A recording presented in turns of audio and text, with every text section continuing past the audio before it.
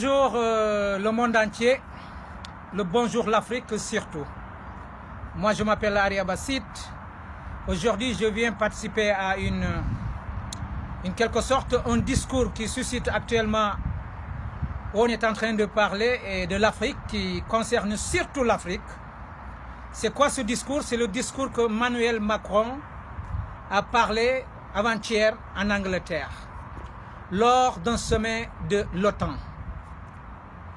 L'Afrique, nous devons ouvrir les yeux. On doit ouvrir les yeux et savoir ce que l'on veut aujourd'hui. Tous les peuples ont pris leurs responsabilités. Il ne reste que nous. Il ne reste que nous, le seul peuple qui n'a pas pris ses responsabilités. Et c'est pour cela que les peuples ont droit de nous menacer, de nous faire peur comme l'a fait peur tout de suite le président français Emmanuel Macron. Parce que écoutez-le très bien ce qu'il dit.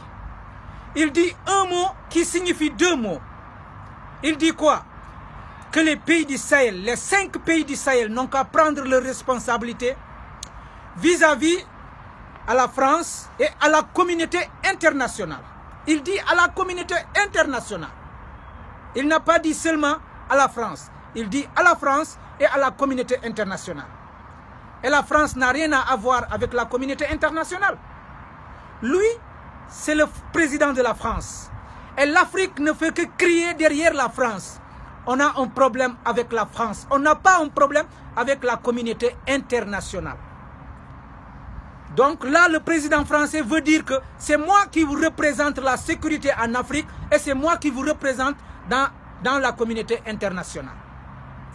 Quel est le peuple qui va continuer à accepter qu'un seul pays, un petit pays de 60 millions d'habitants, soit le représentant de presque tout un continent sur le plan de la sécurité et sur le plan international dans les sommets internationaux? On doit être responsable. Depuis 60 ans, après l'indépendance, nous avons encore peur. Peur de prendre notre indépendance. Peur de prendre notre sécurité, peur de prendre nous-mêmes charge. Et c'est pour cela, moi je fais appel à toute la jeunesse africaine de continuer à mettre la pression sur les Français. On n'a pas dit les Français en tant que peuple. Les Français en tant que peuple, on a été toujours des amis. On s'est toujours mariés avec eux. On a toujours vécu ensemble à Dakar, en Abidjan, au Mali et partout en Niger. Partout en Afrique, on a toujours vécu ensemble. Mais on dit non à la représentation militaire dans nos pays. On n'en veut plus d'eux. Ils n'ont qu'à quitter de nos pays. Ils n'ont qu'à quitter dans nos pays. Parce que c'est grâce à cette armée française que les peuples africains n'arrivent pas à implanter leur démocratie. C'est grâce à cette armée française que les présidents africains sont en train de mettre la dictature dans cette zone de l'Afrique.